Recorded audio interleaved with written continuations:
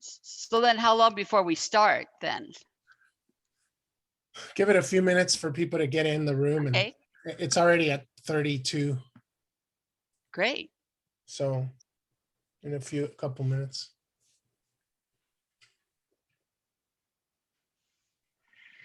When the number stops moving. How will we know when they can actually see us? Oh, they can see us now. I can see us now. And They hear can us. hear us now. Oh, Hello, welcome people. Where's that little chat box, Jorge? They're typing, they're saying it in the chat box that they could see us. Yeah, And- Dennis and Holson, I see you.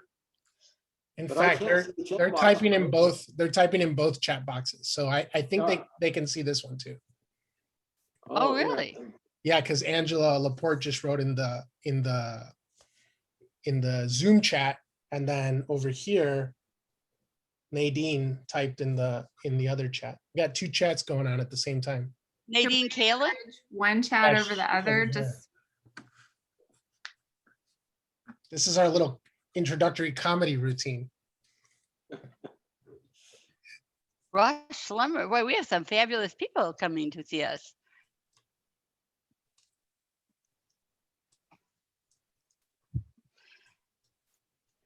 So we're at 80. The number seems to be stabilized at this point.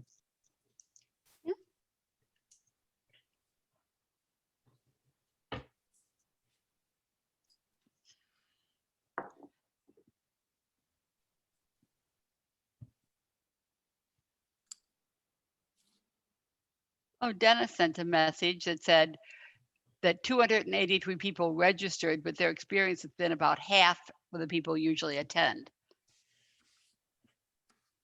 And if it's anything like real life, people are also late.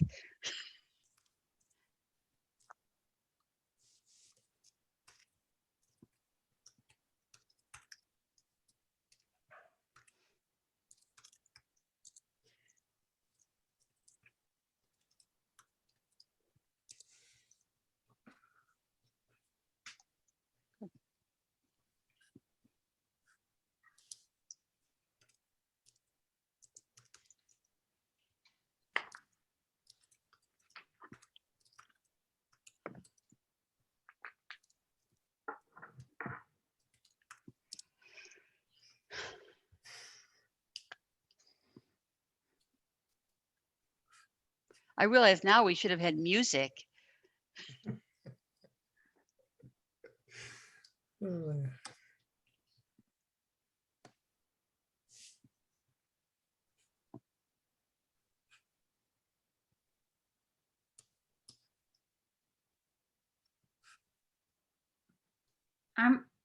okay. Never mind.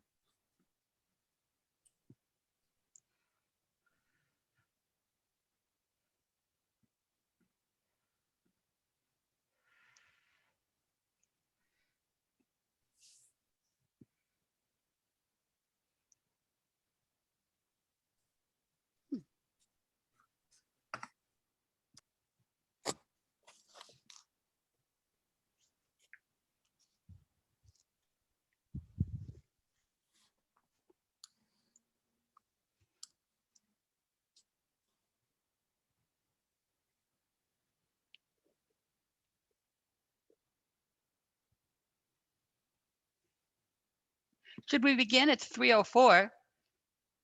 I think so. Hi, folks. Welcome. It's a little disconcerting because they put us in a webinar format and we can't actually see you in any of our screens. We've found out that I think you can use the chat, but you also can message through the page that you enter into on the app. So we'll try to be good at monitoring different chat things. So we invite you to enter questions during the session. We will have a lot of time to discuss questions at the end. So I just want to begin by welcoming you to Principles of Possibility as Pandemic Pedagogy, still believing we can make a marvelous future. And of course, it was a surrealist who talked about the idea of the marvelous future.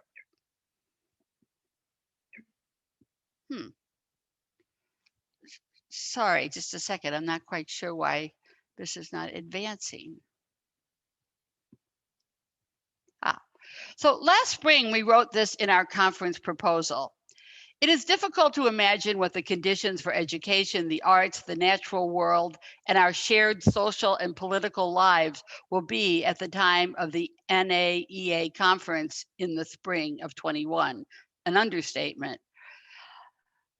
Yet we know that as dedicated artist educators, we must persist in our individual and shared mission to evolve and invent art education practices that respond to the needs of our times. The presentation today will arise out of questions and concerns we have shared in informal conversations, exploring how the choices that we art educators now make can open up or shut down creative possibilities for youth and for our individual and collective futures. So first of all, we encourage each of you to take out a sheet of 8.5 by 11-inch paper, doodle, draw, and write words throughout our presentation. Use only one piece of paper, layering images and text as needed.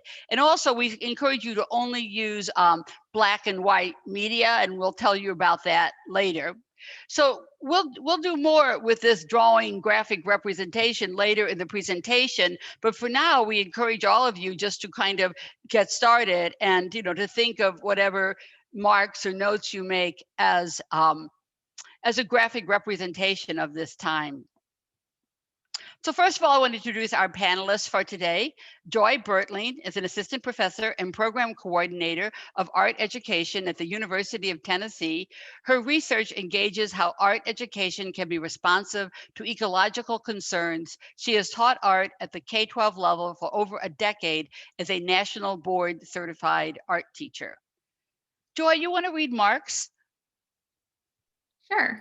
Mark Graham is a professor in the Department of Visual Art at Brigham Young University and is currently working on a Fulbright Fellowship with Kathmandu University in Nepal.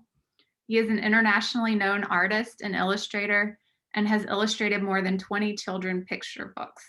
His scholarly interests include place-based education, ecological, holistic education, secondary art education and assessment, and Himalayan art and culture. Great. So Mark, you want to do me? Olivia Gude is the chair of art education at the School of the Art Institute of Chicago and a professor emerita of the University of Illinois of Chicago. She has created many award-winning collaborative mural and mosaic projects and has written about intertwining practices of public art and art education. Her educational research focuses on the social practices of art education, generating new projects and new paradigms for art education in school and community settings. And I'll read Jorge Lucero. So Jorge Lucero is an artist, born, raised, and educated in Chicago. He currently serves as chair and associate professor of art education at the University of Illinois, Urbana-Champaign. Dr. Lucero's books include Mere and Easy, Collage as a Critical Practice in Pedagogy, and the forthcoming What Happens at the Intersection of Conceptual Art and Teaching. He is the author of numerous peer-reviewed articles and chapters in books. Lucero has exhibited, performed, and taught all over the US and abroad.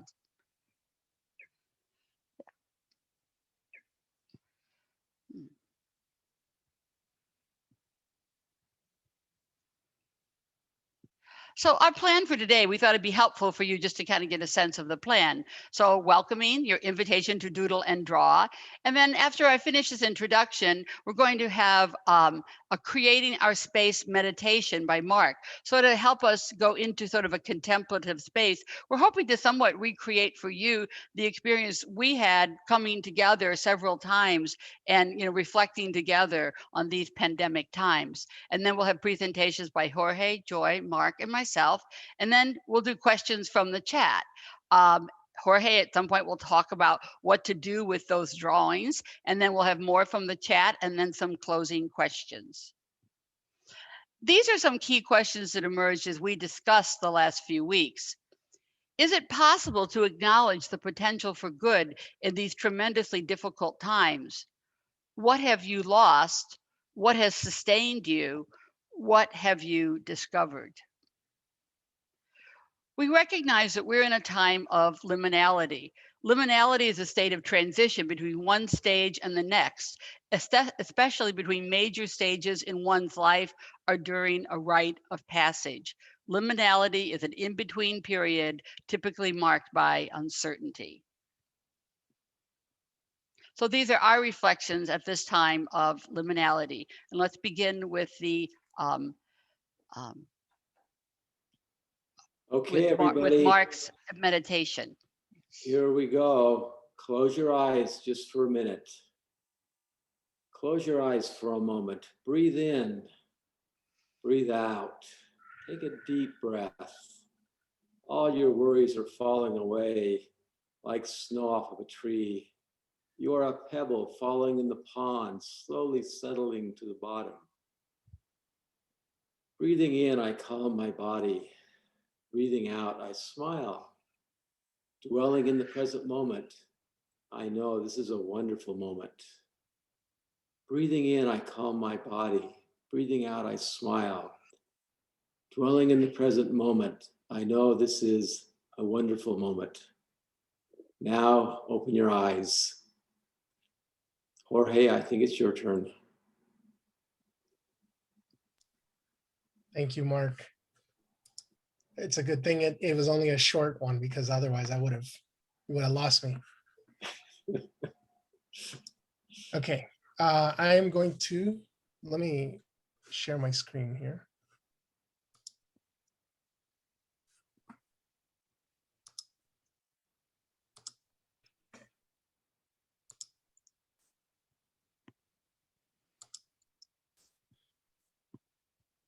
Okay, thank you, everyone. I actually I wasn't planning on doing this, but I'm gonna just pick up a little bit on Olivia's definition of liminality. Something I learned from my advisor in grad school was about that liminal space actually being an actual space. So even though it's a space of transition, like a threshold, it is an actual space that can be occupied and manipulated, stretched, made pliable.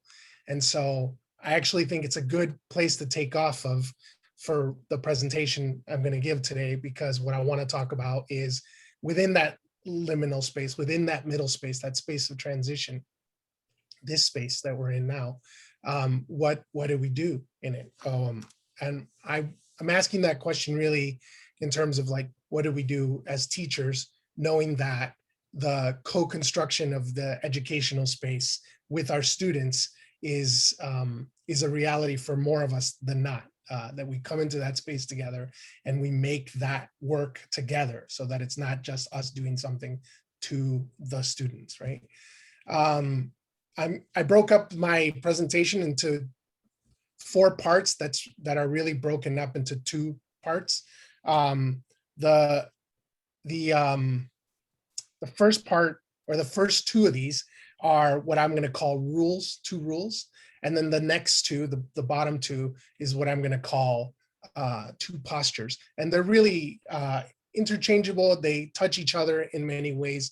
And those definitions are just for us to be able to discuss them or think about them, but not necessarily to hold them with that kind of concreteness. So we can certainly let them go into each other. The rule, I won't actually define what these are. I just read them because I'm going to define them as I go through. So the 2 rules are: make from what you do, and test the pliability of school as material, and in this case, remote school as material. And then the 2 postures are: make iteratively and constantly, thinking about this equation, which is that accumulation equals energy. And I'll talk about that more. And then the last posture is to make brackets. And that's just my way of saying creating platforms for the energy, yours and others. So I'm going to talk about make from what you do really quickly by just showing some examples of some of the things that I've been working on during the pandemic.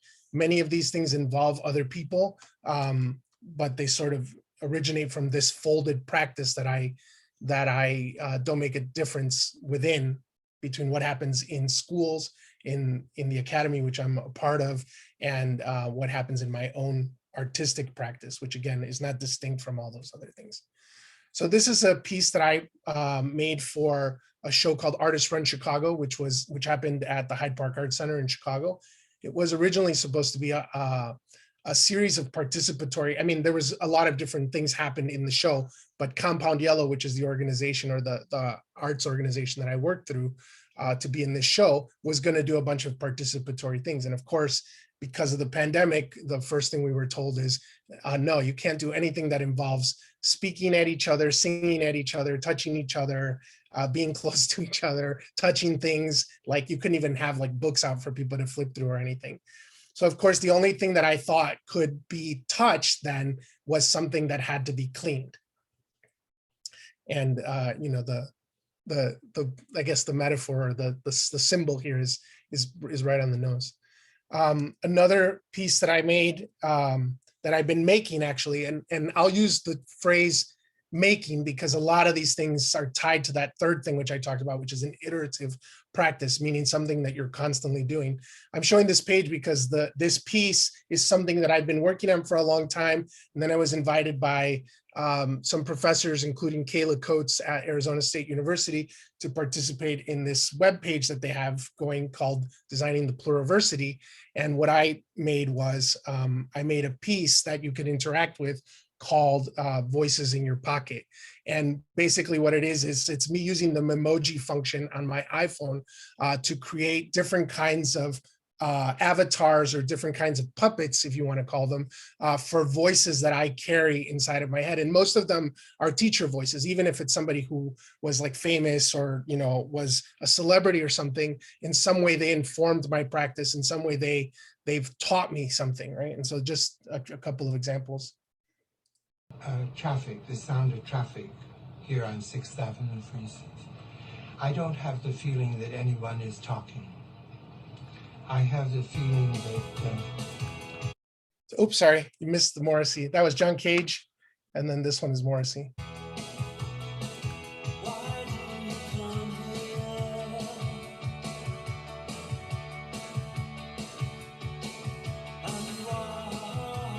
And of course, those are activated by me using my own face to manipulate their facial expressions. And then I send them to people also.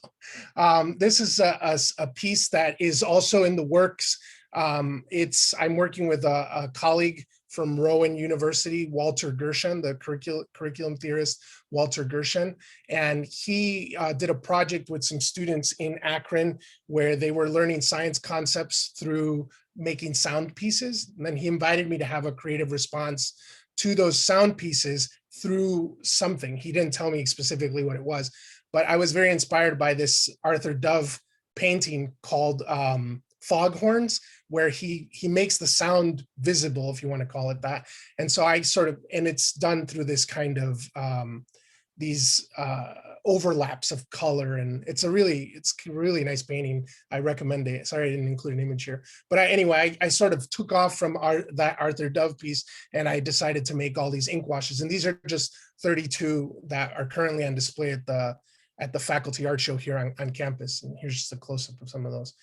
These are all going to be, we got a deal with MIT Press to make a book, an artist book with all of these prints and the sound pieces from the kids and Walter's writing on the sound pieces. So I take my approach is like whatever the work is, I'm just testing the pliability of the material. What does this material do? It's the question I'm constantly asking myself. And in the case of school, well, in the case of Zoom, for one, I'm always trying to figure out what are the parts. And once I figure out the parts, then I can figure out how they move or how they can be made soft.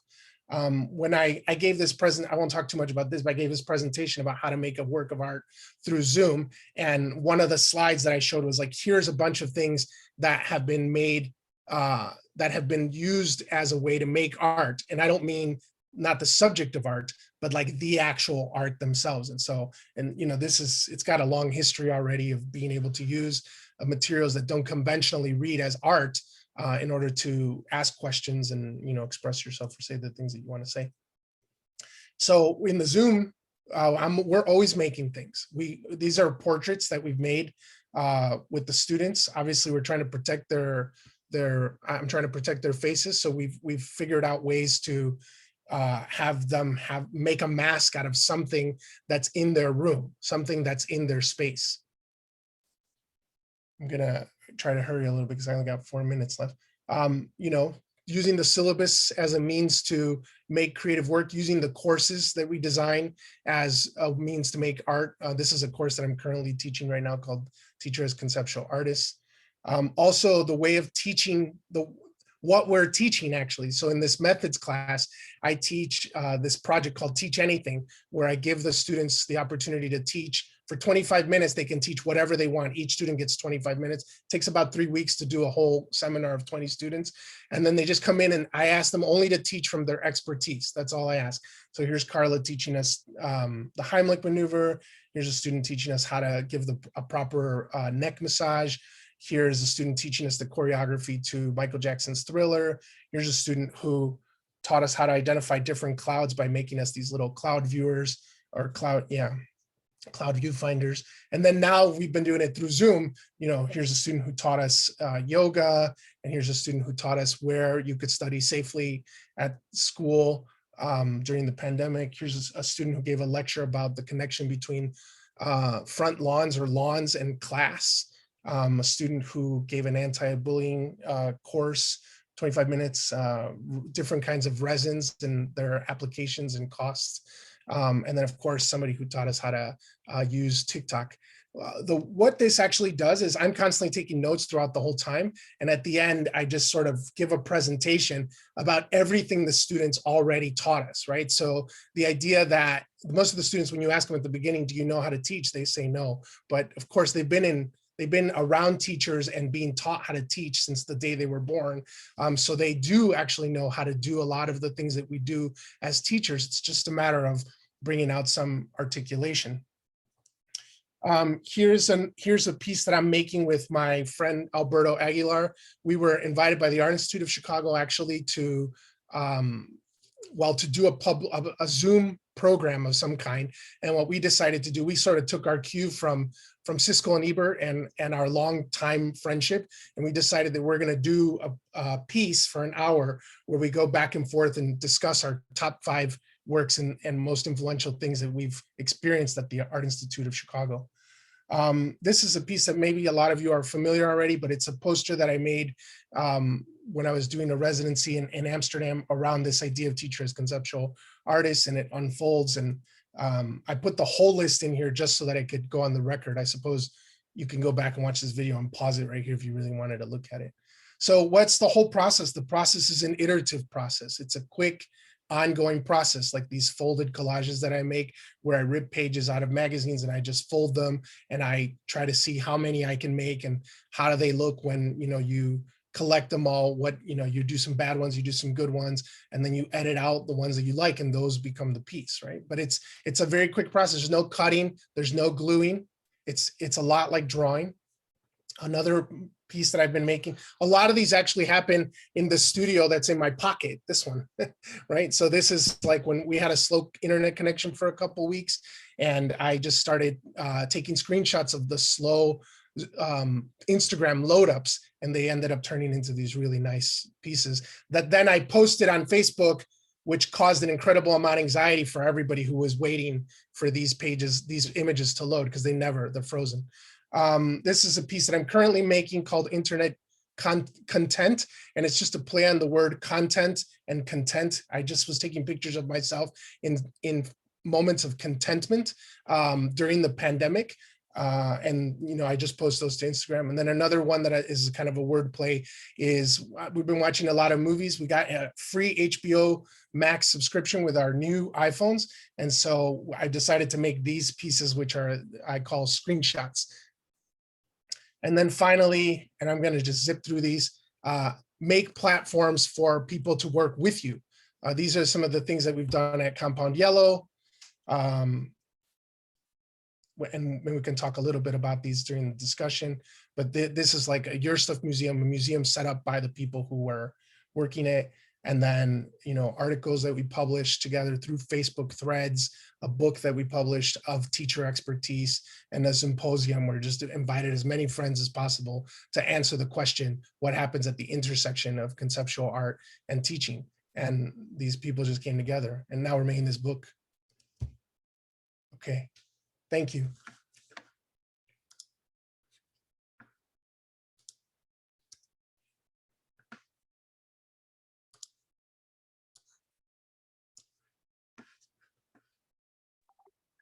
Joy, you might want to start your video also.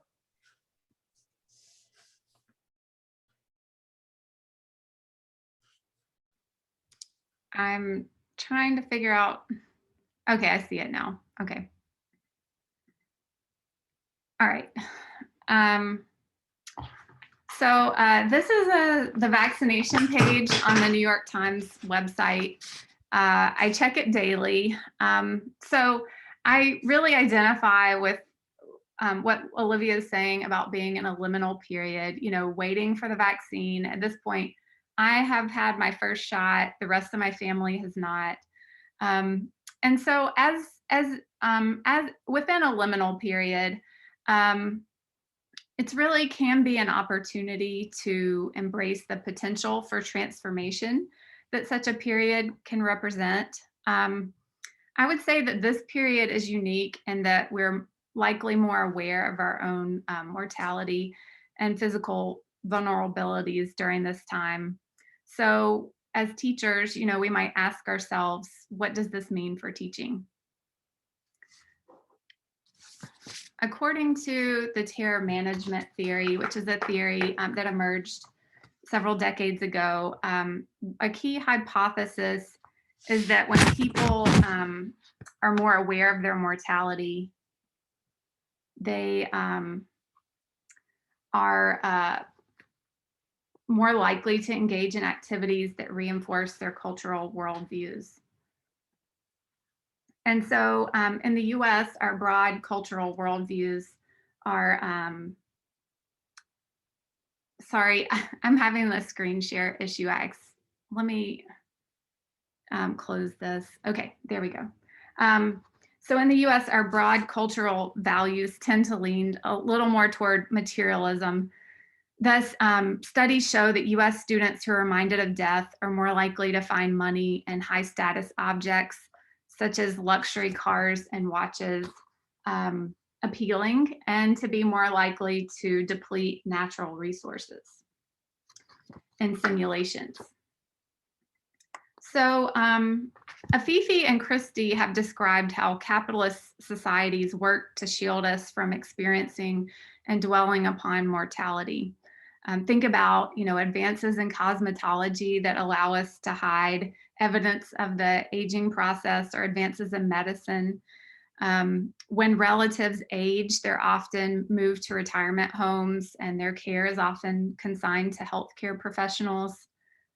Collective rituals surrounding death that are common throughout the world are increasingly minimal or anesthetized in Western cultures. And we're more and more removed from our meals, plant and animal origins with the rise of multinational corporations in food production and processing.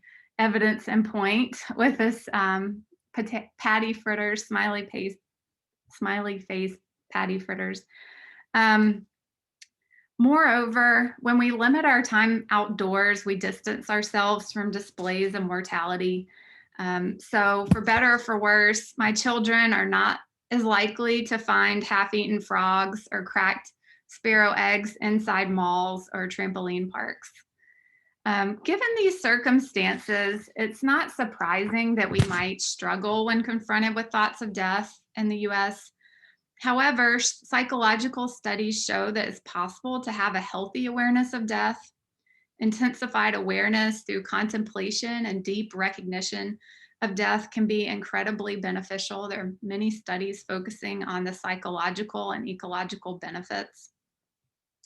So as modern capitalist cultures deny the frailty of the body, some contemporary artists' works operate against these tendencies.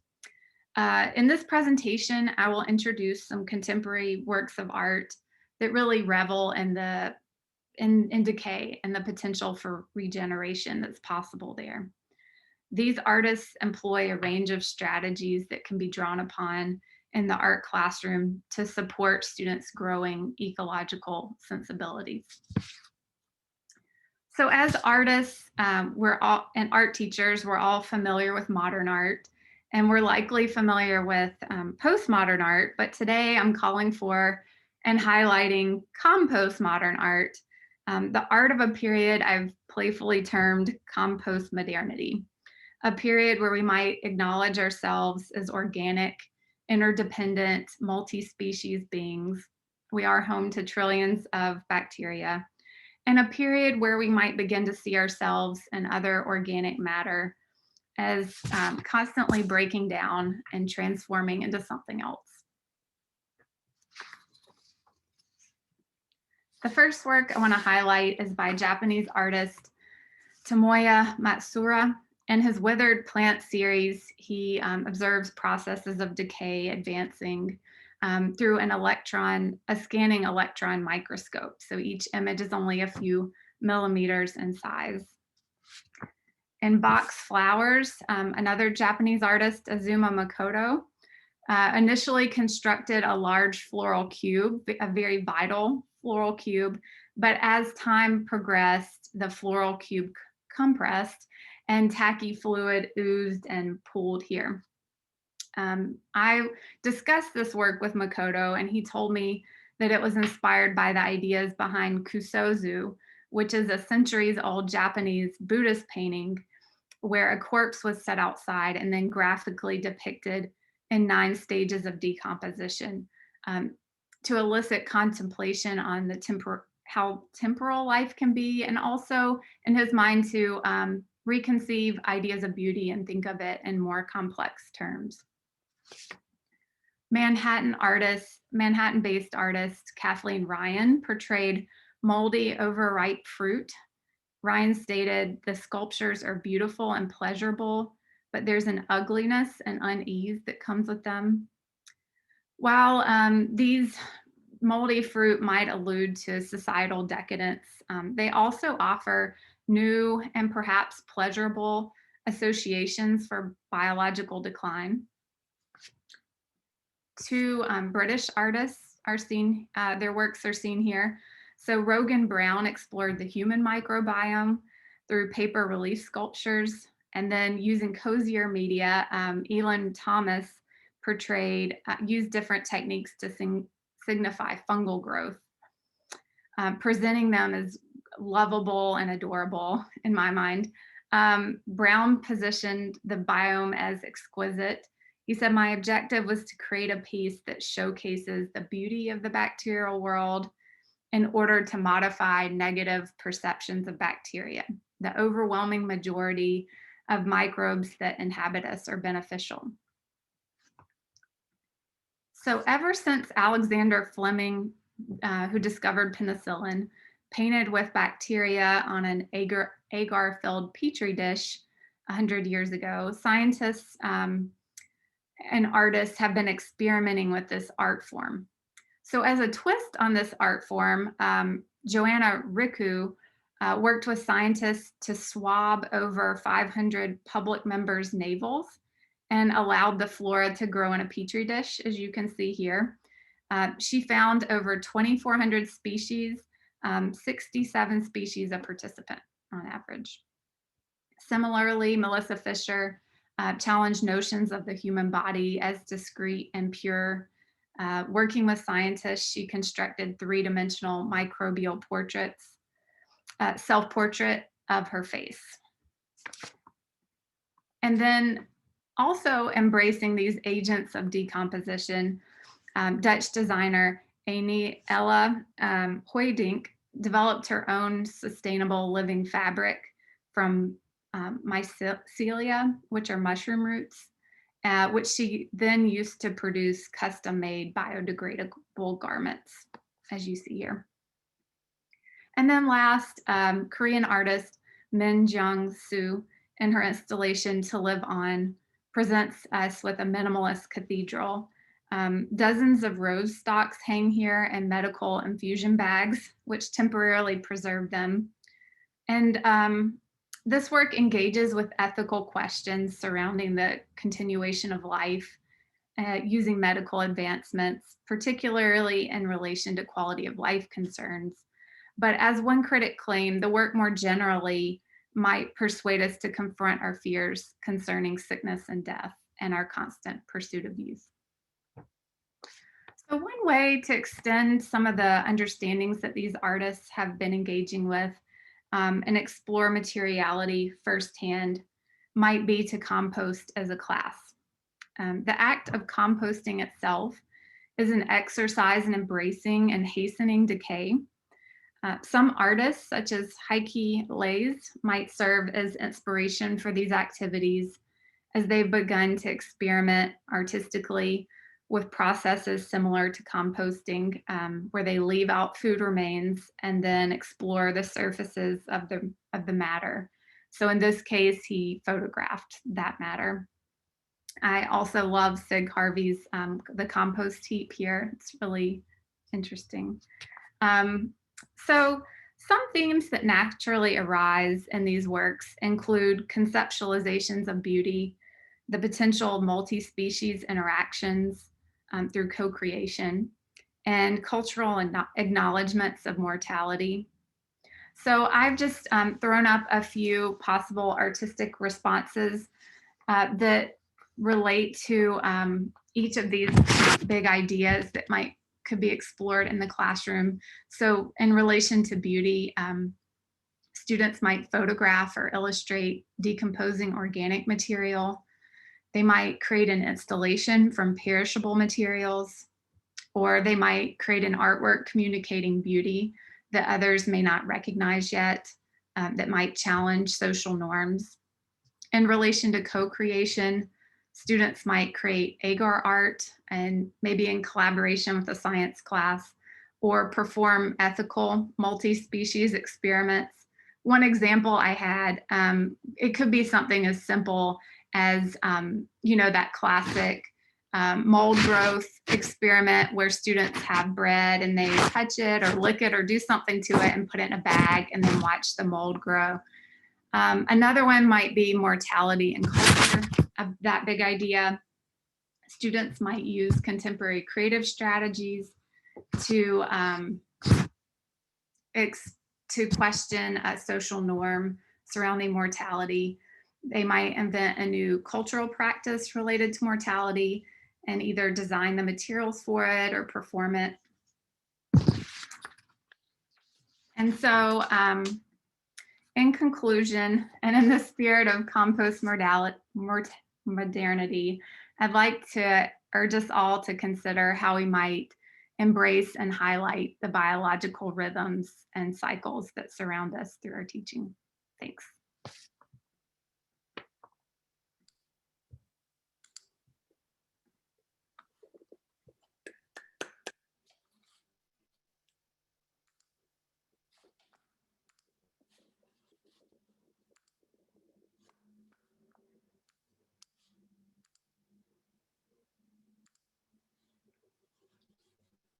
Joy, Jorge, that was the best thing I've seen in weeks. I'm so excited about that. Those ideas. Thich Nhat Hanh, the Buddhist priest, said, our true home is in the present moment. The miracle is not to walk on water. The miracle is to walk on the green earth in the present moment, becoming healed and transformed. It is not a matter of faith, not a matter of devotion. It is a matter of practice. So this is where I work. This is Brigham Young University. It's a Christian university, and like many schools, we have ambitious aims about intellectual development, character building, but we also have aims at pointing toward enlightenment. Other ways of knowing are taken very seriously. Now, this doesn't mean that we use religious texts as science books, but we like the idea that we can draw connections to the transcendent in any pursuit of knowledge. This was last fall, us teaching our practicums. Lately, I've been thinking a lot about J.R.R. Tolkien's and the Hobbits over the last year of difficulties and challenges. Tolkien fought in World War II, lived through the 1918 flu pandemic and World War II, and instead of becoming a disenchanted cynic, He became a college professor and wrote books that inspired millions of people. In the Fellowship of the Ring, Frodo once wished that he did not have to undertake such a difficult task. So do I, Gandalf replied, and so do all those who live to see such times. But that is not for them to decide. All we have to decide is what to do with the time that is given us. I'm especially interested in the virtues that Tolkien represented in the hobbits. They like to eat breakfast, preferably twice, are loyal friends, and are not obsessed with treasure. Hobbits hold gardeners in high esteem. I'm particularly interested in his idea that life is about inherent difficulties and struggles, and nevertheless, the hobbits go out on adventures. So for me, to gain meditation, mindfulness is great, but for me to gain that mindful hour of deep inspiration, I need to take a 23-hour plane ride to Kathmandu, then go on a wild taxi ride through the crowded streets, get up at 5 a.m. the next morning and drive in the dark and wait for 5 hours to catch the small airplane to the mountains, to Lukla, the most dangerous airport in the world, walk for 3 days to get to base camp. After climbing up a narrow waterfall and a narrow mountain couloir, dodging rocks the size of bowling balls, I finally get to the place where I can set up my yellow tent. Then the clouds roll over and I'm inside my tent and I can have an hour of inspiration. Then I can have thoughts, which is to say, it is hard for me to let go of the cares of the world. For me, inspiration is all wound up in difficulty, struggle, and adventure. But at least I had seen it again, like the fringe of nirvana, and I let it go without a struggle, hoping it would come again before another 50 years had passed. That's from Henderson's Rain King by Sal Bello. But these journeys into the mountains eventually became journeys with my students. And along these journeys, I met Buddhist monks, Buddhist storekeepers, Buddhist midwives, my Sherpa guide, Dawa. I went to the great Bodhanath Buddhist temple, and I eventually brought my students along with me. This is Clark Goldsberry, somebody I work with quite a bit. This is the airplane ride into that mountain airport, along the bridge into the Khumbu, and having tea and biscuits with the Buddhist monks in the Dalai Lama temple. The Dalai Lamas are believed to be manifestations of the Bodhisattva of compassion, enlightened beings who have postponed their own nirvana and chosen to take rebirth in order to serve humanity. What an interesting idea. And so we sat in with the monks and they taught us all kinds of things. How to be a better Buddhist, I think about that. When you walk, only walk. So we did a lot of this. Along the way, when we were traveling through one of these temples, Clark and I came across this saying written on the temple that said anyone can make a religious object. And we thought about this for days. We talked about it for miles and miles, and we're still talking about what does that mean? Here's a little monument made along the trail by the Sherpa Buddhists, who are Tibetan Buddhists, and everyone who goes along can add something to it and wrap it around with prayer flags or rocks. It reminded me of Mircea Eliade, his quotation, "Man cannot live without an opening towards the transcendent." He often said life is not possible without an opening towards the transcendent. And that's kind of what I'm looking for, especially in school, an opening towards the transcendent. I also think of the transcendent or spiritual or sacred as being an epistemological experience, the experience of another way of knowing, which, for me is also what art is, another way of knowing things. I wonder, is enlightenment a legitimate objective for art teaching? Must sacred always be viewed scientifically? What is enlightenment? We talk about this a lot in class. One time I was at the Rubin Museum of Himalayan Art, came across his paintings, and it said, if you wish to request a teaching from the footprints, it is no different than hearing from the Lama. And I thought, whoa, that's so interesting. It's all about the absence of the teacher, which is a lot of what we've been thinking about right now, is the absence of the teacher. In Tibetan art, the idea that art is an agent that transforms the beholder, is everywhere. And so I think a lot about mandalas as symbolic models of the world that reflect the urge for psychic wholeness. A mandala refers to a sphere of nurturing, a magical and sacred realm created in order to nurture development towards enlightenment. I made one in my backyard. There's Catherine working on our mandala. My friend Jethro Gillespie made a mandala just for me and set it on fire, and we watched it in his backyard. My friend Josette made mandalas collages. Clark made this large mandala out of dirt and auto parts in the middle of our art building. At the same time, I've been doing this study about mindfulness because, you know, there's so much discussion about mindfulness and self-care and what it means to be a Buddhist. And so usually mindfulness is defined as attending to the present moment with an attitude of acceptance. So we've been studying this, trying to figure out what relationships might exist between mindfulness and art making, or how does the critical responsiveness of artists contribute to an understanding of mindfulness and how it might be practiced in schools. My students are working on this with us. They all have their own questions, like what feeds my spirit? What does it mean to take care of myself? Can mindfulness help me with my anxiety? What does mindfulness even mean? Is art making a path to being more mindful? What do I do when I fail at mindfulness?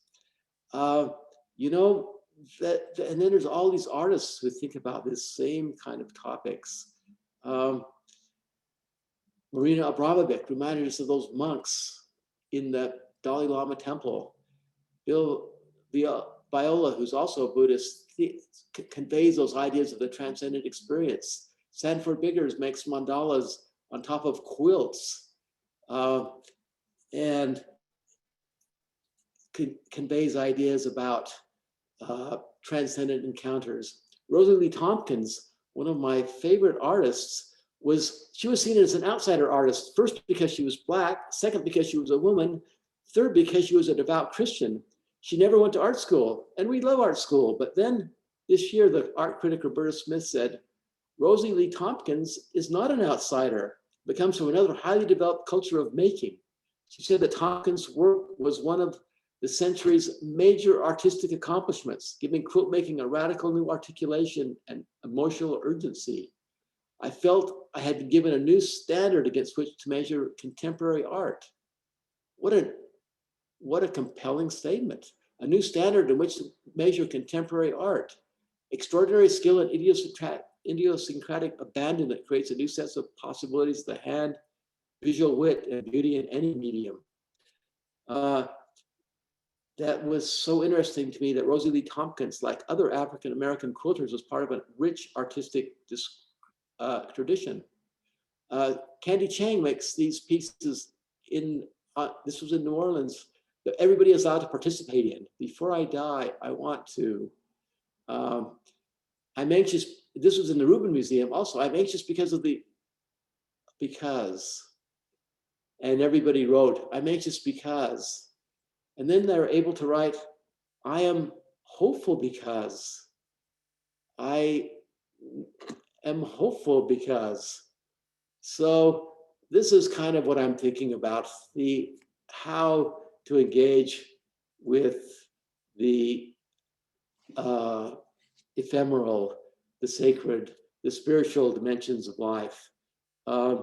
As I strive to understand how to be a Buddhist, I also work within a Christian tradition, which can mean many things, but for me, it shares with Buddhism a countercultural aspiration to help the vulnerable and, like hobbits, not to get too tied up over buried treasure, but instead to value gardens, fellowship, and the happiness of breakfast. And it's about liberation. One of my heroes, Martin Luther King, said, life is a long, continual story of setting out to build a great temple and not being able to finish it. And so often as you set out to build the temple of peace and are left lonesome, you are left discouraged, you are left bewildered. Well, it's a story of life. And the things that make me happy is that I can hear a voice crying through the vista of time saying, it may not come today or it may not come tomorrow, but it is well within thine heart. It is well that you are trying. You may not see it. The dream may not be fulfilled, but it's just good that you have the desire to bring it into reality. It's well that it is within my heart. That was Martin Luther King. Another place of enlightenment for me is in that classroom where I can ask a simple question like, what makes a good learner? And in spite of my own limitations, I become enlightened by being in that place where, you know, everybody's there. And that's all I'm going to say about it.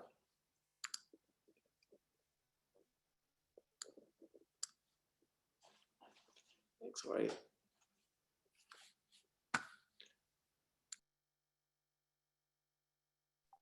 Thank you, Mark.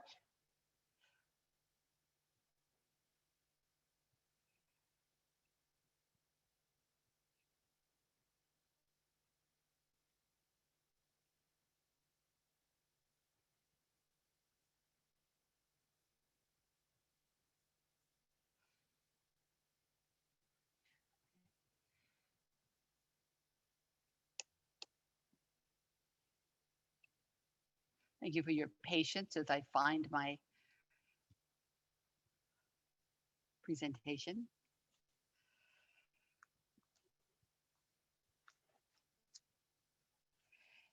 As the pandemic wears on, we often feel not so much sheltered in our places as contained, constrained. We long to go someplace else, to get out of these troubling times, to find a better place. Yet here we are at home, are in the rectangles of Zoom, are in schools that have themselves been compartmentalized and gridded with social distancing and pandemic protections. Seeing people contained in tiny boxes, initially humorously described as Brady Bunch or Hollywood squares, now seems desirable, amazingly desirable when faced with the flat refusal of blank black screens, the reality for many teachers teaching these days. Multisensory reality replaced by non-expressive text, which got me to thinking, non-expressive text. And I'm thinking about the decidedly not expressionistic text of an artistic practice such as the work of Ed Ruscha. There's a wall grid of Ruscha's paintings. The very blandness of their presentation invites active imagination of the viewer. Very allows the space for us to enter imaginatively. So here's the first experiment in Zoom text as art form with a group of non-artist adults. And now that one can move the rectangles, there's even more potential for writing digital collective poetry. Doing this activity created a lot of conversation amongst the participants. It also, introducing the notion of a text-based art form, it allowed them to enter into and have the capacity to engage in artistic interpretation and meaning making through such Ruscha works as then was as safe, or that was then, this is now. Thinking more about non-expressive text or numerals as art, consider the date-based work of Onkawara. His practice was to make and complete a date painting on a single day, collapsing the many sensations of embodiment over time into numerals on a black background. Participants in this experiment were invited to list a date that held significance for them.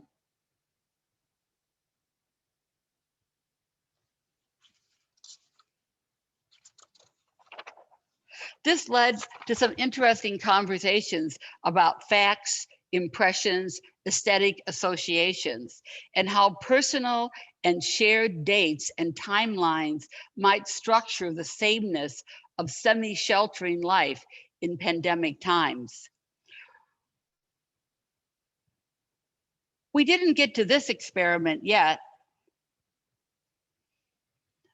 but it's planned. Ankawara's postcard series, enacted on Zoom or through actual mailed postcards, seems promising for asserting our aliveness to others while separated from others.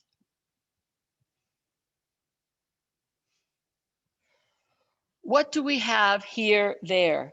As someone who greatly values the materiality of art making, I have such sympathy for art teachers who are teaching remotely with limited or sometimes no capacity to provide materials for students who do not live in art supply rich environments. I thought about some experiments in color from a chromatopia presentation I did a few years ago, and thought about how everyday items could be used for art making, not by repurposing in collages or assemblages or as raw materials of something like paper mache or painting with coffee, but by inviting these objects to function for a time in out of the ordinary ways. Here's a project experiment by Sarah DeZara, a pre-service teacher at the School of the Art Institute. She was inspired by artists Mandy Barker and Jim Golden, though there's many artists now who are working in this area of arrangement. Here's an arrangement by Sarah of her brother's cars, are arrangements of the family flatware. More arrangements of flatware by Jonathan.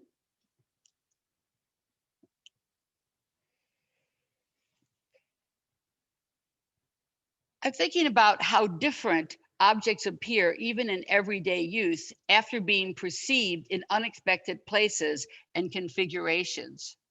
Are in this piece in which Sarah called our attention to the notion of space and thinking about the space created through forks.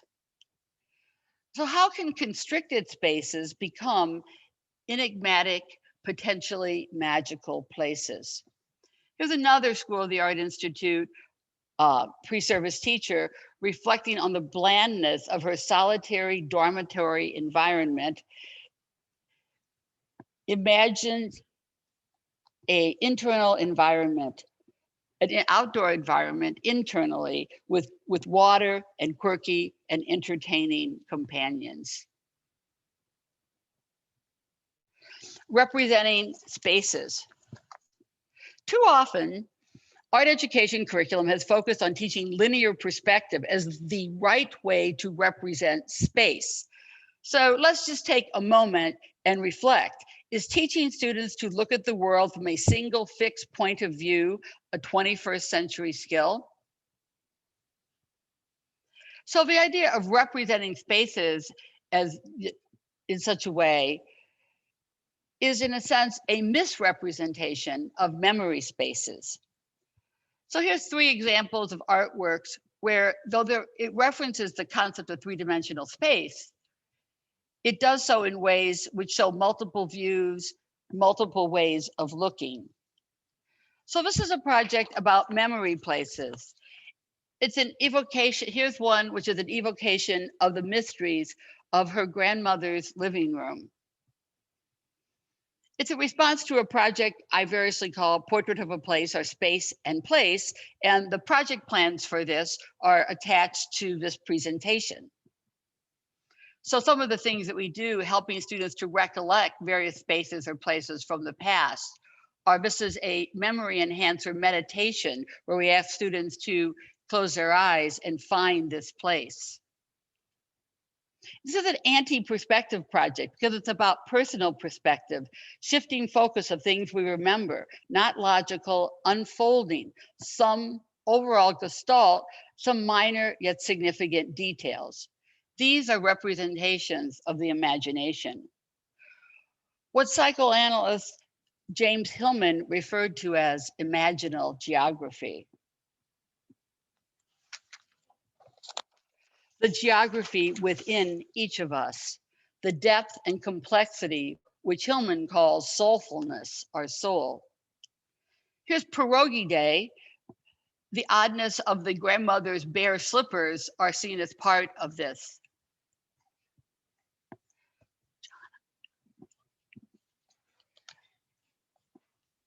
Though all the memories are not happy ones, internalized spaces of anxiety, being forced to sit quietly and obediently in a grandparent's recreational room with nothing recreational to do for a long while.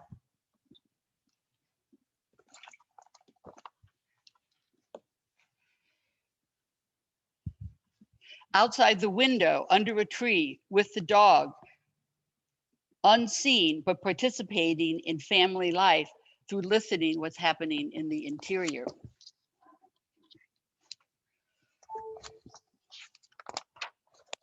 Hillman talks of the need to extend our psychological space. He expresses concern that our spaces are so condensed in contemporary life. The soul has shrunk because its imagination has withered, and so we have little psychological space for fantasizing, for holding things and mulling, for letting be. I'm interested in how often people depict bathrooms, an interior place with water, a site of processing trauma, or a reverie in a Barbie lagoon. Making remembered places, we are reminded that these memory places are within us and that we also dwell within them. The other day, I heard someone talking about lessons learned during the pandemic. This time seems too all-encompassing, potentially overwhelming to be contained in any lesson. As artist teachers, we can encourage the making of images. We can foster, as recommended by Hillman, that students recall and know thy peculiar images, holding them in an interior void, close and familiar, without doing anything with them. In other words, don't necessarily try to interpret our images. It is an inactive imagination, and sometimes that is enough. For as we put events inside to carry and hold and digest, space is created to contain them. Thank you.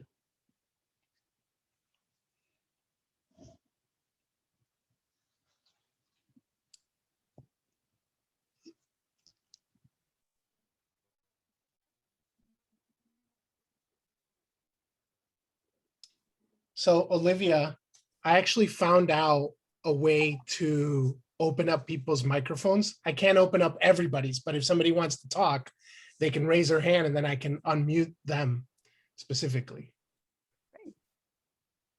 Great.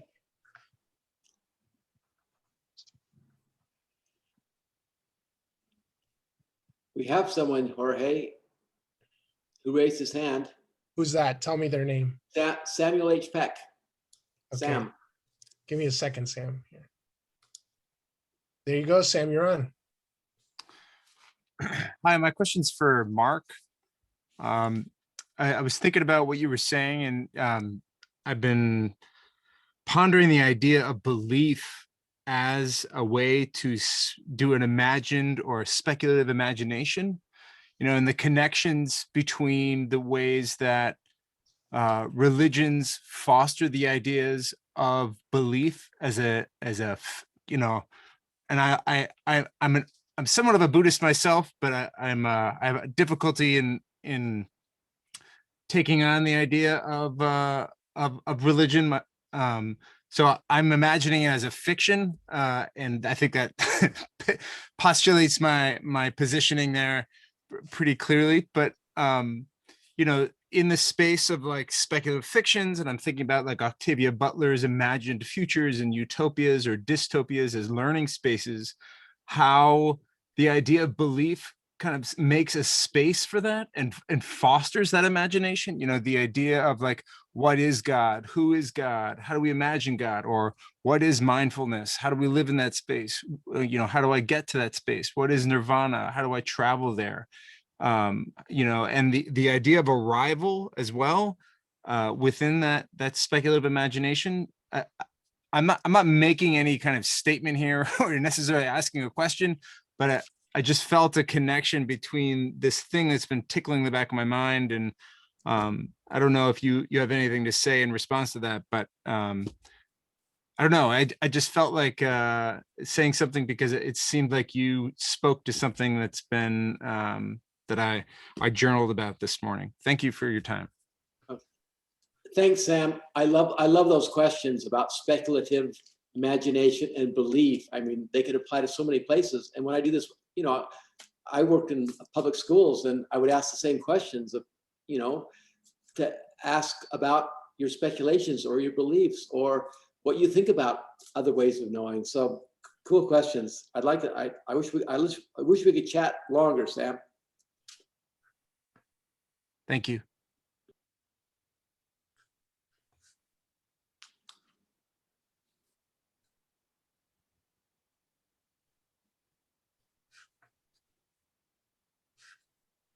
If in case somebody raises their hand and I can't see it, will the other speakers please alert me? Just because I'm not actually sure where I'm supposed to be looking to see for the raised hand.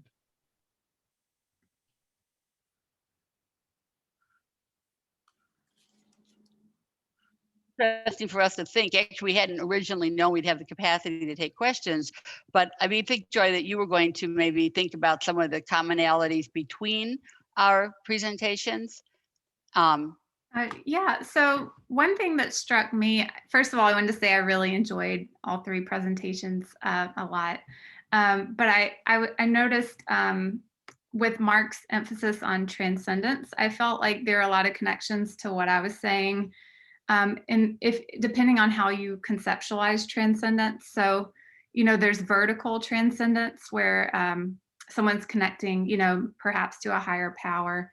But then there's also horizontal transcendence where one is realizing that the relationships with other species and matter and you know, energies on the same plane as themselves, and kind of finding transcendence through the awareness of those connections. And so I feel like that conceptualization of transcendence really connected to a lot of the ideas that I was talking about in terms of, you know, having that awareness of mortality and also, you know, the comfort that can come through that form of transcendence. I think a lot, Joy, about the fact that we have those billions of little organisms that are also us. It's not like they're just, you know, we would be different without them. So, you know, I think about those relationships all the time and how interesting they are. Because we so often think about ourselves as being like this little thing when actually we might be a lot of things.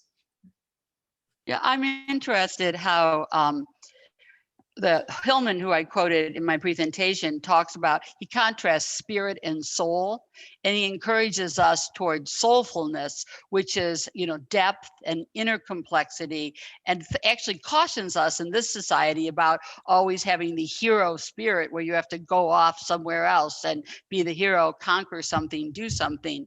And to me, as I say, I'm so interested in this idea that we put upon ourselves that we should be able to know what to do with this experience, which is something that none of us imagined that we would be dealing with.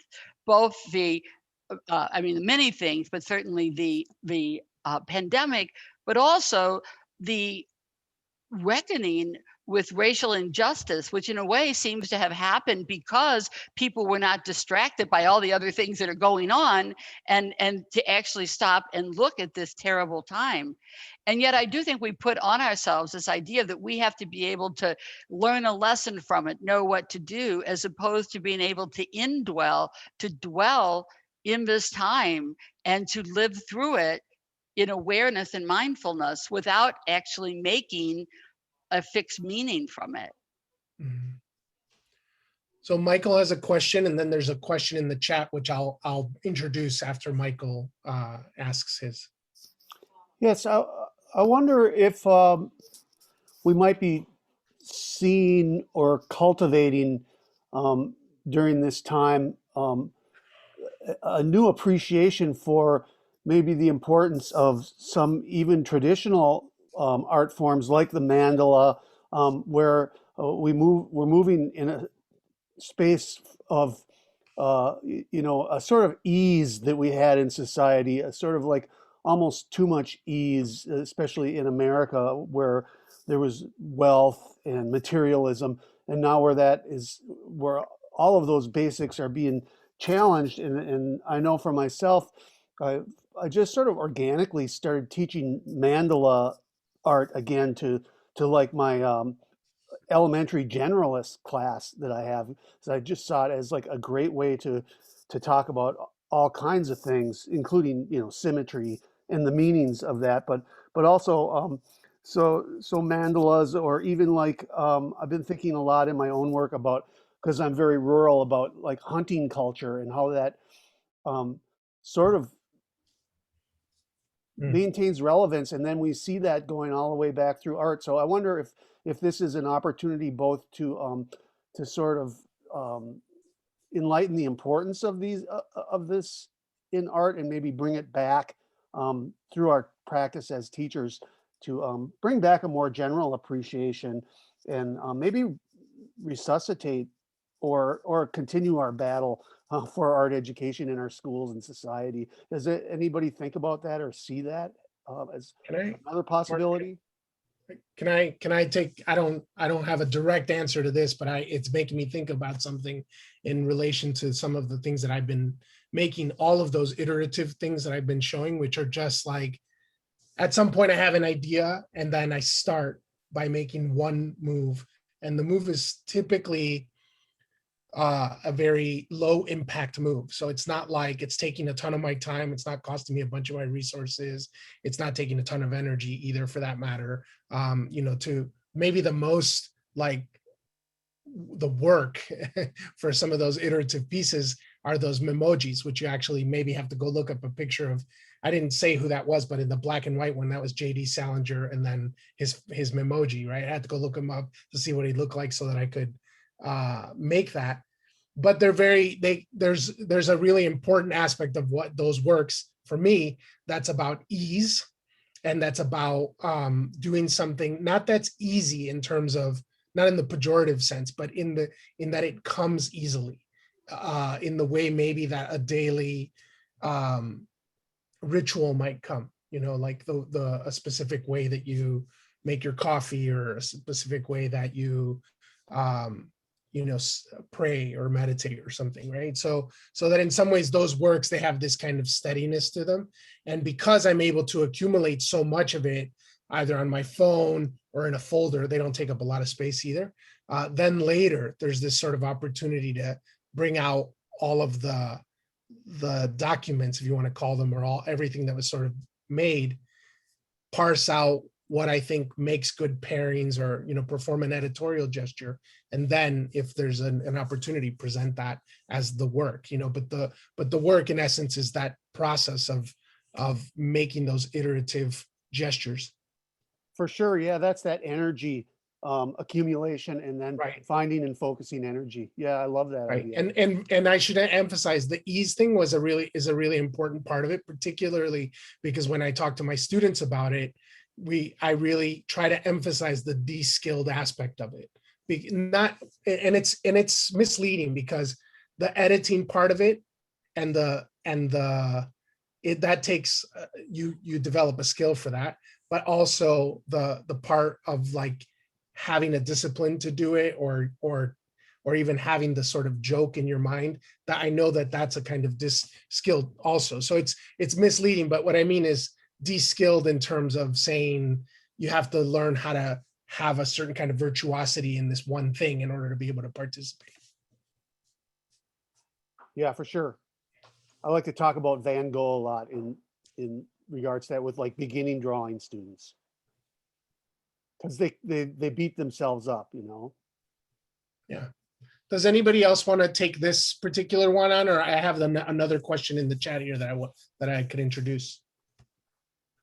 Go ahead, Jorge. Okay, so Megan, and by all means, Megan, if you would like to do it, in live, just let me know. But Megan Zanskas says, I appreciate the ways Olivia and Jorge shared being playful with students on Zoom and co-creating on the screen. Can you share a little more about the ways you introduce these activities?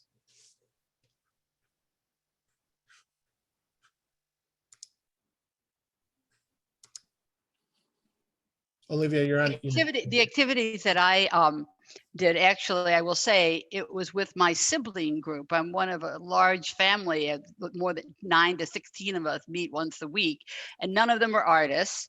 And not all of them were that good at using Zoom. So we had to go through the collective process of teaching people to change their names, teaching people how to turn their screen on and off. And it was actually really interesting that it created a whole other kind of conversation than we've had, though we've spoken once a week since April. And so I think that what I thought was interesting is that we started to then think about what the functionalities of Zoom were. We do have a couple of tech people on the call. And so then we started talking about, what if we started moving these around? What if we did this? And so what I'm fascinated by is just the possibility that we can look at that black screen, which so many teachers talk about feeling so alienated by, and thinking about how we as art teachers know how to approach work by someone like Ruche or Ankoara, and how to let ourselves go into that very blankness and find meaning. And to me, that's what's really exciting about this, is the idea that there are traditions of non-expressionistic work, and we can make use of those traditions. Yeah, for me, it's the same exact thing you're describing, Olivia. It's just, I use the word pliability with my students a lot for everything. And I talk about it to them through their, something that I assume everybody has an understanding of, which is like holding a ball of clay or a piece of Play-Doh or something. Like there are certain things that you can be told are happening with that material in your hand, but there are some things that you can only really register with your body through touching it and moving it around and performing low stake gestures with it. And what I mean by that is risky gestures, right? So like taking risks with it, tearing it, flattening it out, rolling it out. That's how you figure out that clay has moisture in it, and that when it lets it out, it starts to dry, and that changes its composition and all that. So I invite my students to do the same thing with Zoom. Like, how do we test it? And it's what everything that Olivia just said. It's like, what are the properties of it?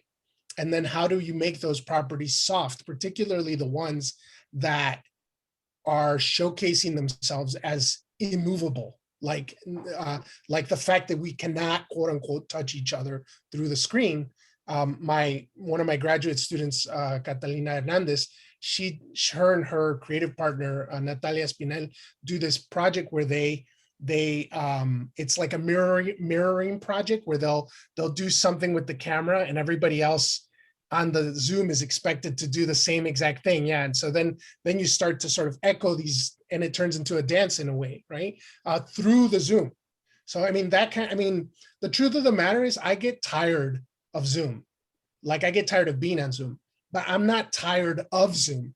Like, there's a lot about Zoom that I'm still very excited about. But just like I get tired of being with other people, for example, or being in the classroom, I get tired of doing that, but I'm not tired of it. I still get excited about its possibilities. You know, and it occurs to me that one of the reasons that Zoom is so tiring for many of us in terms of our eyes is that we maintain this very fixed distance to it, and we maintain the sort of I'm working on my computer kind of stance toward it, or else just the ultimate slouch, you know. But I think it's interesting to think through how we might relate to those spaces and screens differently in terms of distance and moving in and out.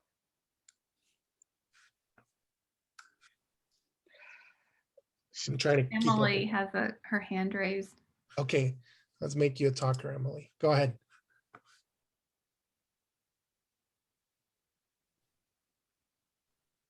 Can you hear me now? Yeah, welcome, Emily. Hi guys, how are you? Hi. So Joy, I just wanted, so thank you guys all for your information and for your perspective. One of the things that I was trying to wrap my head around as an elementary um, art educator was how to take sort of this idea of building resilience in our kids, you know, around the idea of beginnings and ends and birth and death, you know, and I was thinking about this idea of how we display kids' artwork in the public schools often. We wait until the artwork is finished. We wait until everything is, you know, that the product has come to an end, and then we fill up a board that already had an image on it. You know, like we are constantly trying to make things, fill things up with, without having to think about like the beginning and the end of something. I don't know if what I'm saying is very clear, but I guess what I'm thinking about is all of a sudden your perspective and the artwork that you showed kind of gave me incentive to think about creating installations with my kids and allowing them to watch things grow in a public space. And then the idea of taking things apart and holding space for that moment of when things are gone versus needing to fill up a bulletin board as soon as there's an empty moment, you know, and allowing there to be a minute for kids to have to work with that tenacity and work, you know, and to feel that discomfort, because I think so much of what we experience is as adults is, you know, and this is from my own perspective, is that I, as an adult, you know, as I didn't gather all those tools as, you know, and it's important for us to allow kids to feel discomfort in a way that is safe and nurturing. And so I appreciate so much that you were able to sort of open my eyes to that perspective. So thank you.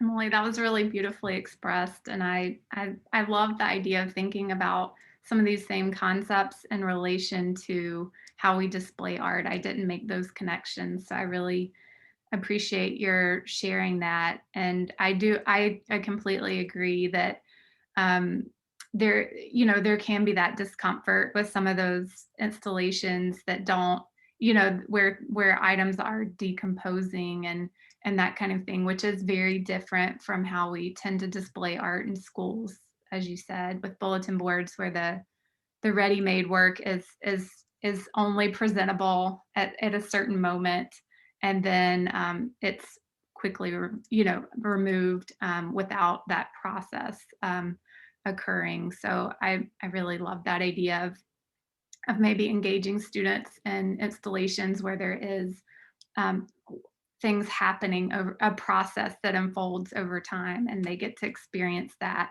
but still in a fairly safe environment that allows them to process that. Yeah, me too. Thank you for that.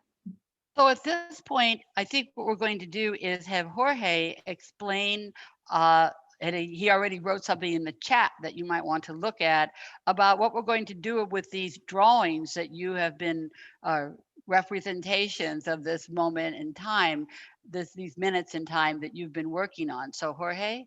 Yep. Under the files tab on the Pathable page for this session, there's a PDF that explains what we would like to do with the pages. We would like to author a book with you that we will print hard copies of, but also a PDF of that people will be able to get for free. If the hard copies people will be able to get them at cost. And it'll just be around this idea. The four of us will write a small introduction for it, and then the feature of the book will actually be all of your drawings. It doesn't have to be just the drawing that you made right now. It could be that drawing, and you could just keep working on it until you're ready to send it. We would like it to just stay as one page. The link that we sent to you all it has two clicks on it. One is for your information. We don't want that information to print it if you don't want us to say your name.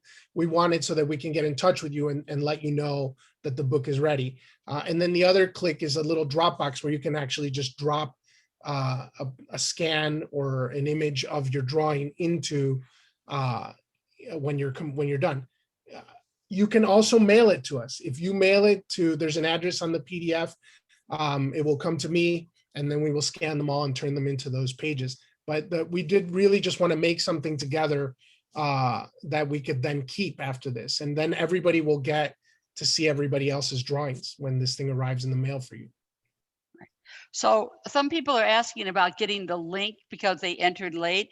This is Okay. not through the link in the chat, I think. No, it's what it's through this link right here, which I'm posting in the chat right now. I'm going to post it in both chats. Okay.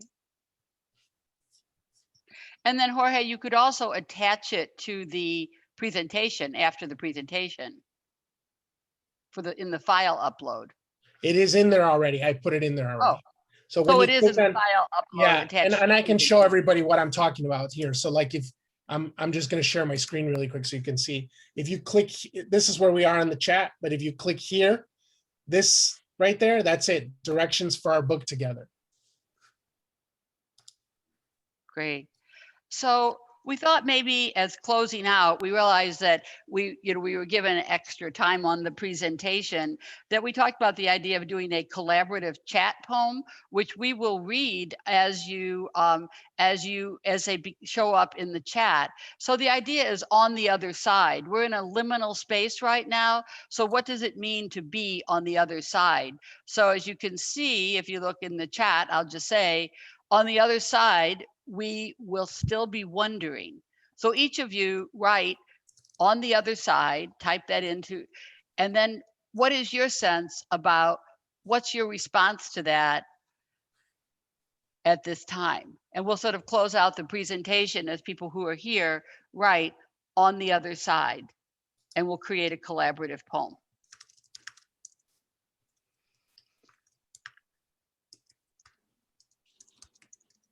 On the other side, we will be dancing.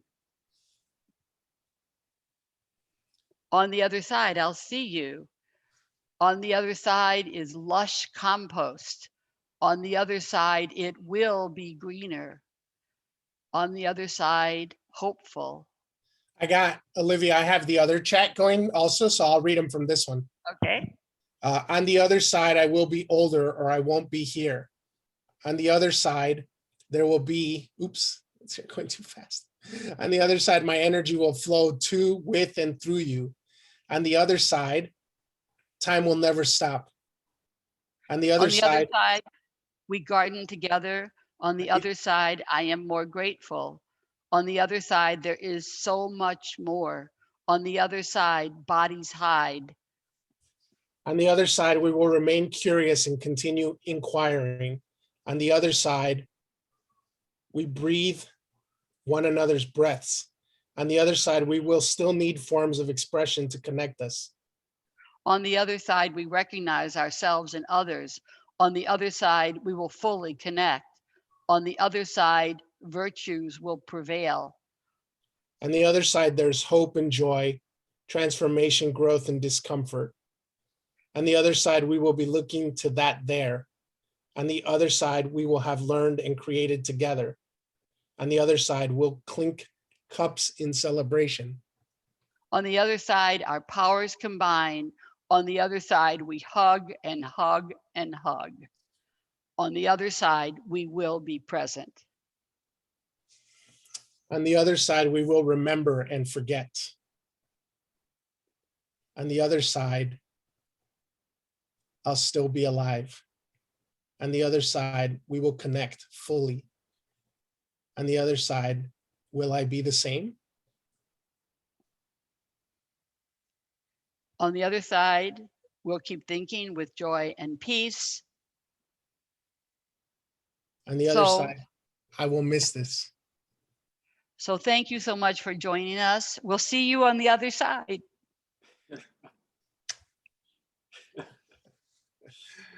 Take care, everyone.